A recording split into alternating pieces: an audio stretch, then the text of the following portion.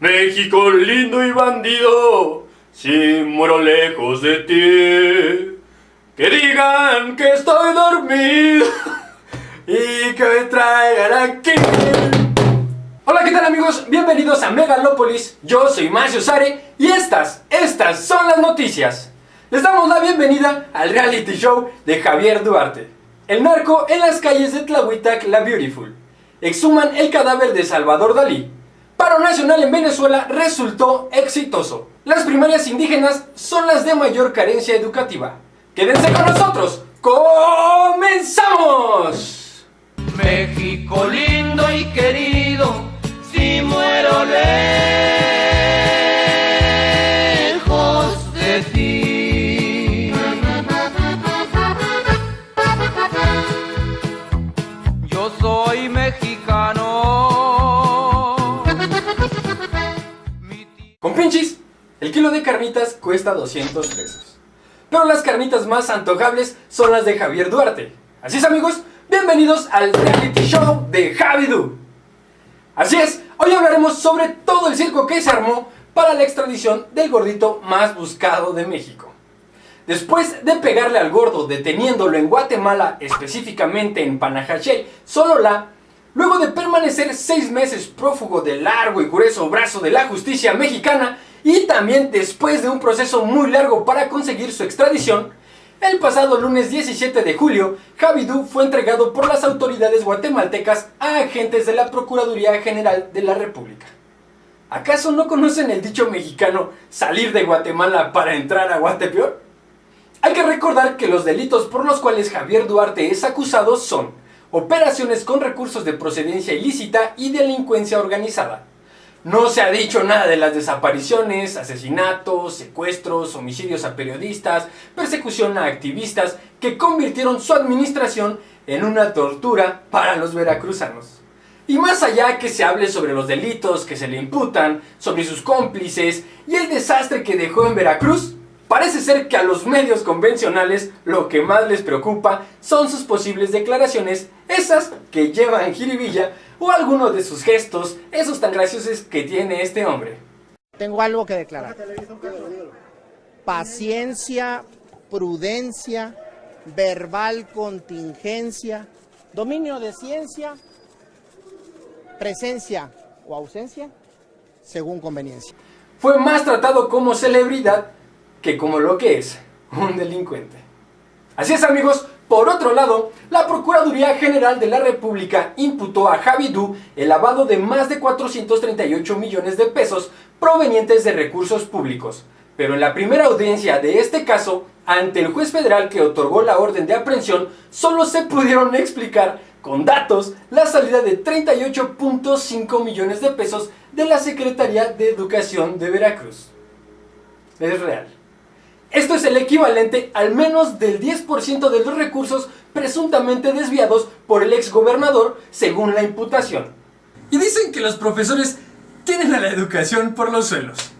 Con estos datos, el juez de control adscrito al Palacio de Justicia Federal en el Reclusorio Norte, Gerardo Moreno García, dijo que los números no cuadran, eso está clarísimo. Si crees que esto está para morirse de la risa, tristeza o coraje, déjame decirte que aún hay más.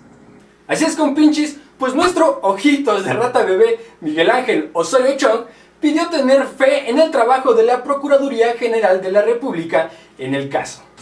En un país donde no tenemos fe ni en que nos devuelvan completo el cambio de las tortillas. Si en Megalópolis creías que todo estaba perdido, déjame decirte que este es un trabajo para Miki Linares. Así es compinchis, aunque no lo crean, quien salió al rescate de los veracruzanos y que le salvó el caso a la PGR fue nada más y nada menos que el actual gobernador de Veracruz, Miguel Ángel Yunes Linares, quien advirtió que no va a permitir que por una traquiñuela ilegal, Javidú quede en libertad y explicó que presentará ante la PGR videos con confesiones de socios del ahora detenido que consiguió cuando los obligó a devolver los bienes. Argumentó que en el 2016, cuando tomó protesta legal, el mandatario dijo que obligó a varios socios de Javier Duarte a devolver los bienes y recursos que habían robado. pero que desde el año pasado su administración se ha negado a hacer públicos los convenios legales con los cuales Super Mickey recuperó los bienes. Además, aseveró que pediría a la PGR que lo llame a declarar como testigo para la aportación de las pruebas que tiene en contra del exgobernador de Veracruz, quien según él formó una banda de delincuentes. Hay que recordar que el abogado que tiene el descaro de defender a Javier Duarte se llama Marco Antonio del Toro, quien es el mismo que consiguió la salida de Elba Ester Gordillo. Este abogado hizo quedar mal a los fiscales de la PGR porque no pudieron presentar una acusación clara en la cual se explicara con santo y seña de dónde es que salieron esos recursos desviados, y al no ser así, el delincuente tal vez salga libre. ¿Es neta, PGR? ¿No pudieron presentar pruebas contundentes, expedientes que pudieron preparar durante 9 meses donde este güey estuvo prófugo? O sea que los agarraron prácticamente como a un universitario en finales. ¿Es neta? En Megalópolis ya le estamos haciendo caso a Osorio Chong, por eso pusimos nuestra veladora y nuestro santito de cabeza para que se solucione el caso de esta rata de 2 patas. Además, nos preguntamos por qué la PGR no usó el super software Pegasus para espiar a Javier Duarte y a otros miembros del nuevo PRI. Nos indigna saber que este personaje se burla de los veracruzanos, de los 17 periodistas asesinados, los desaparecidos, y se burló también de los niños que fallecieron inyectándoles agua en lugar de los medicamentos y tratamientos que necesitaban. Por eso exigimos el esclarecimiento del caso, porque este pez gordo merece terminar dentro de una pecera. Regresamos. Compinchis, y ahora vámonos hasta la mera pus de la infección, o lo que es lo mismo, el barrio de mi compinchi, Tláhuac.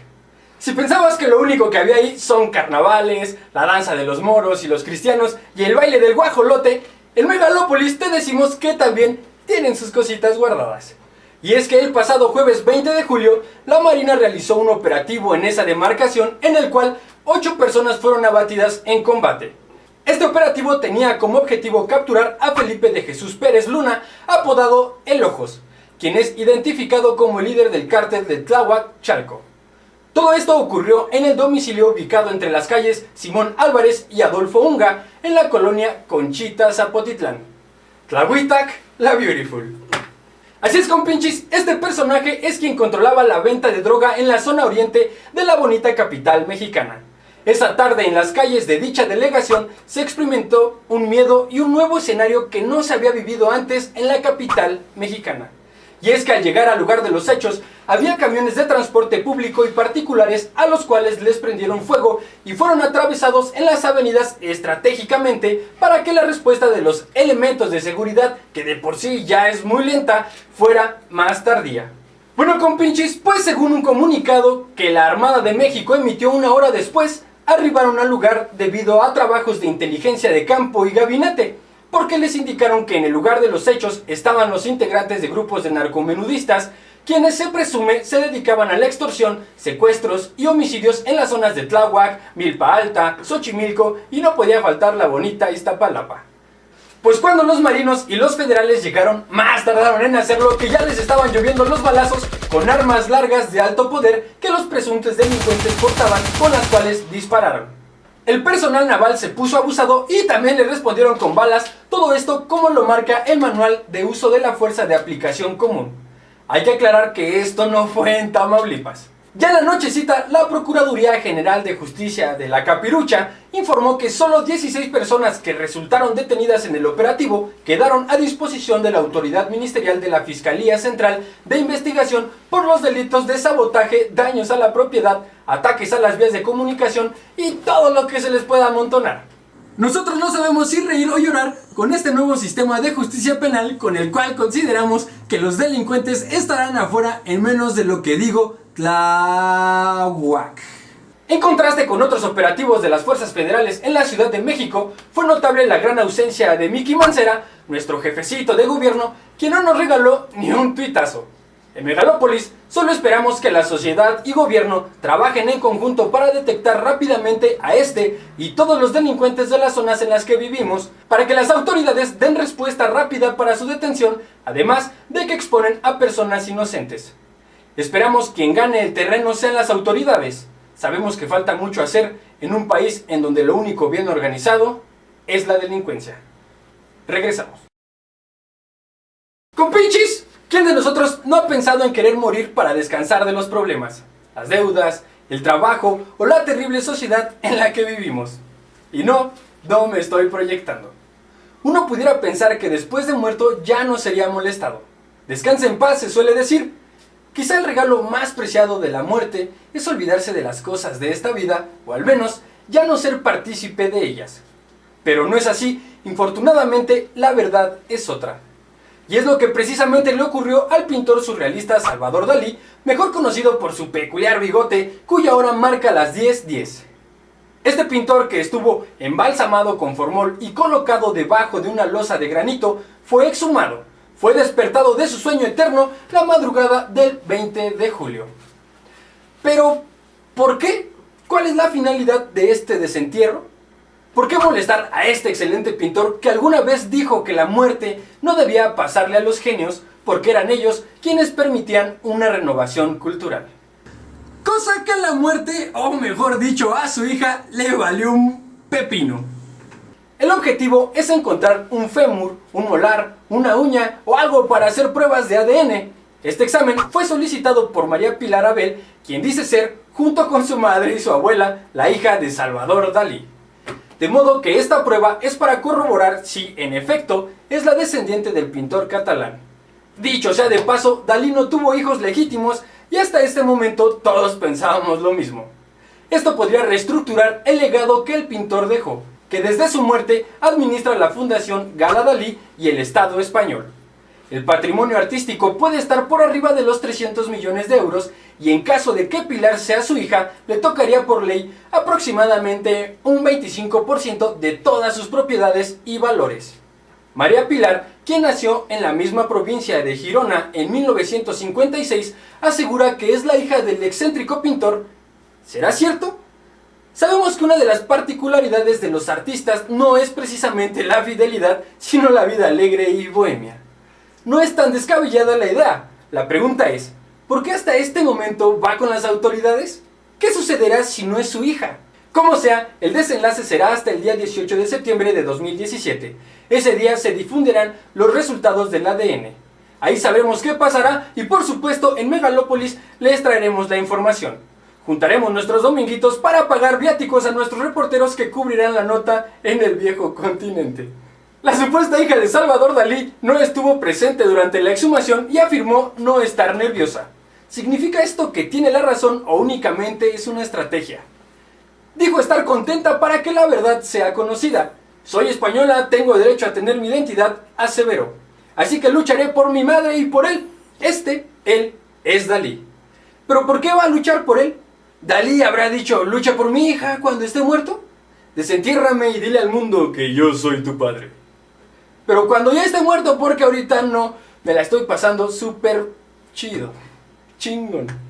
Así es, compinchis, en Megalópolis, mientras que son peras o son manzanas, no nos queda más que esperar a los resultados del ADN. Solo quiero destacar una frase que nos hizo aquí reflexionar un poco de este señor Salvador Dalí. De ninguna manera volveré a México. No soporto estar en un país más surrealista que mis pinturas. Regresamos. Compinchis, ahora vámonos hasta la patria de nuestro Mario Bros venezolano, o lo que es lo mismo, Nicolás Maduro. Compinchis, el 20 de julio se percibía una Caracas desértica, fantasmal. Los comercios estaban cerrados como si no los hubieran abierto desde hace mucho tiempo. El transporte era escaso, prácticamente inexistente.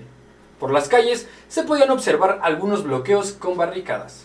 Así fue la jornada del paro nacional de 24 horas convocada por la oposición con la finalidad de que el presidente de Venezuela, Nicolás Maduro, retire su convocatoria a una asamblea constituyente. Según la oposición, la movilización fue exitosa, por el contrario, el gobierno aseguró haber triunfado, a causa de una ineficiencia por parte de la oposición para paralizar a la nación. Maduro se declaró vencedor frente al paro. Según él, los sectores clave de la economía trabajaron con normalidad. El paro apoyado por la cúpula empresarial, cámaras de comercio e industria, una parte de sindicatos, estudiantes y transportistas, se cumplía exitosamente, aseveraron los líderes de la oposición con apenas 7 horas de haber comenzado la huelga, una huelga que duraría 24 horas.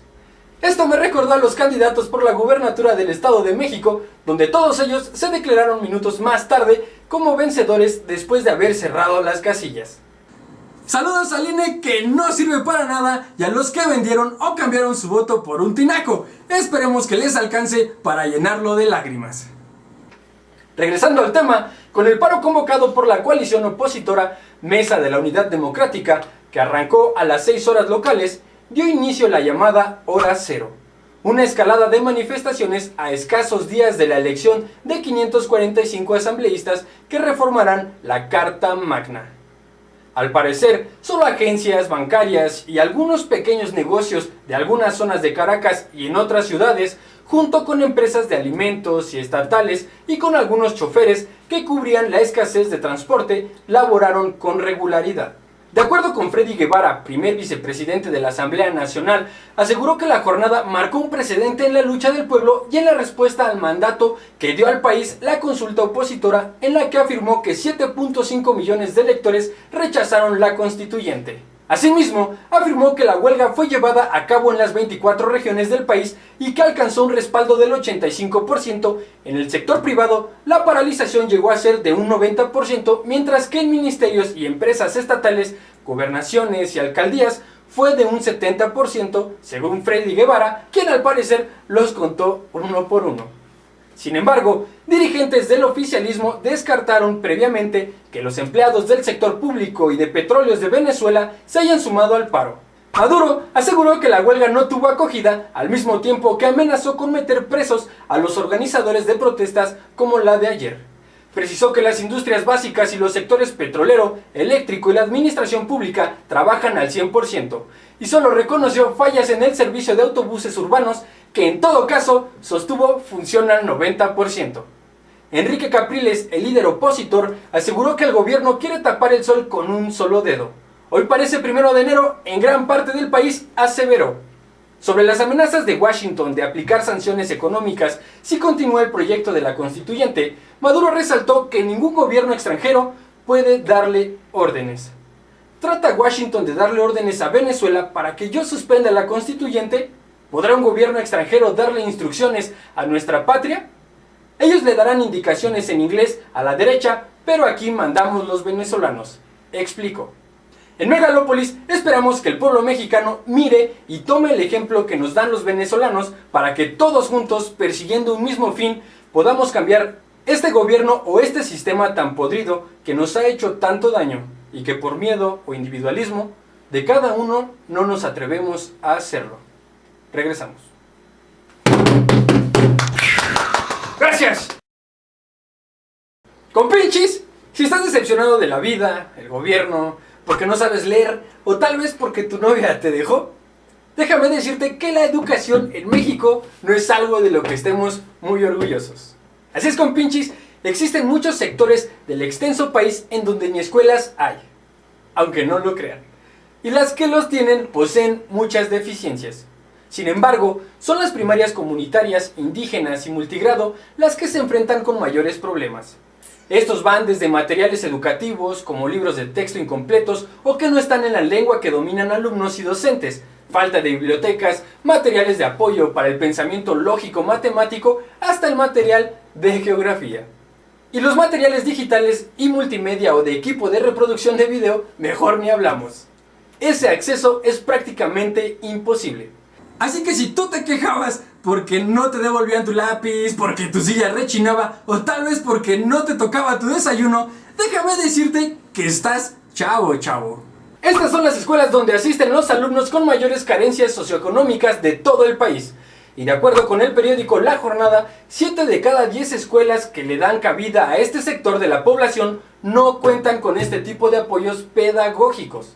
Asimismo, este semanario, en su edición del día 21 de julio, constata que la evaluación de condiciones básicas para la enseñanza y el aprendizaje, elaborada por el Instituto Nacional para la Evaluación de la Educación, destaca que en el acceso a materiales educativos en escuelas primarias aún no se enfrentan carencias, pues casi la totalidad de los docentes de cuarto a sexto grado de primaria señaló que el material para la atención de los estudiantes con discapacidad visual que requieren textos en braille o macrotipo son insuficientes o inexistentes en las escuelas. En relación con las primarias indígenas que no son multigrado, los docentes reportaron que casi 49% de los estudiantes de sexto grado recibieron los libros de texto de lengua indígena, algo así más o menos como la materia de español, en una lengua diferente a la que dominan, mientras que otro 25% no lo recibió, de manera que el 26% lo obtuvo de manera bien. Igualmente, los profesores de estos planteles aseguraron que carecen de materiales de apoyo educativo para las materias de expresión y apreciación artística. Quizá las autoridades piensan que no es importante este tipo de educación, ya que no es indispensable para esta vida que se sustenta en el capitalismo. Es probable que crean que eso no es fundamental para poner en marcha la economía. Por otro lado, los docentes afirmaron que tampoco cuentan con insumos básicos tales como papel y lápices. ¿Pero qué tal? Ahí están presumiendo su nuevo modelo educativo, aprendiendo a aprender. La neta, cuando no saben ni leer. ¿Cómo pretender hacer educación sin materiales básicos? Primero hay que destacar que las comunidades indígenas son uno de los sectores de la población más desprotegidos por el gobierno de México. Aunado a esto, tienen diferentes lenguas o dialectos, para ser precisos, 68 lenguas originarias y 364 variantes, lo que nos ubica entre las 10 naciones más ricas en diversidad cultural. No obstante, el 23% de este total se encuentran en riesgo de extinción. El hecho de que sean pueblos originarios no quiere decir que sean menos que los que vivimos en una ciudad o que tenemos acceso a servicios y programas que ellos no. Parece que a Aurelio Nuño se le olvidó o no leyó el artículo 2, el cual establece que la nación mexicana es única e indivisible. Además, que la nación tiene una composición pluricultural sustentada originalmente en sus pueblos indígenas, que son aquellos que descienden de poblaciones que habitaban en el territorio actual del país al iniciarse la colonización y que conservan sus propias instituciones sociales, económicas, culturales y políticas o parte de ellas. Y por si eso fuera poco, la sección B, punto número 2, establece garantizar e incrementar los niveles de escolaridad, favoreciendo la educación bilingüe e intercultural, la alfabetización, la conclusión de la educación básica, la capacitación productiva y la educación media superior y superior. Establecer un sistema de becas para los estudiantes indígenas y en todos los niveles. Definir y desarrollar programas educativos de contenido regional que reconozcan la herencia cultural de sus pueblos, de acuerdo con las leyes de la materia y en consulta con las comunidades indígenas. Impulsar el respeto y el conocimiento de las diversas culturas existentes en la nación. Y más allá de decirte que leas 20 minutos al día, que dejes tu mendiga tablet y te pongas las pilas y hagas tu tarea, en Megalópolis es aquí donde nos preguntamos: ¿cómo echas a andar un modelo educativo sin primero reforzar la infraestructura de las escuelas? Cualquiera que ésta sea o donde sea que se encuentre. Además, asegurar que estudiantes tengan y se les garantice el acceso a la educación y los programas que mejoren su aprendizaje.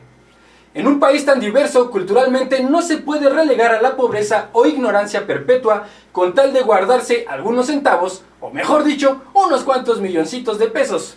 La diversificación cultural es lo que enriquece a un país.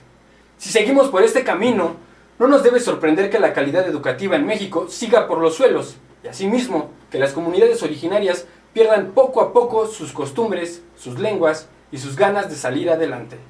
Todo por culpa de unos pocos que sí conocen la situación, pero que tampoco hacen mucho por ayudar. A Aurelio Nuño te la dejamos de tarea. Regresamos. Bueno, compinchirrirrirris, en Megalópolis agradecemos que se hayan quedado con nosotros. Les pedimos por favor que se suscriban, compartan y le den like al video. Yo soy Maestro Sare y recuerden, no te dejes chamaquear. Ya, güey, no mames.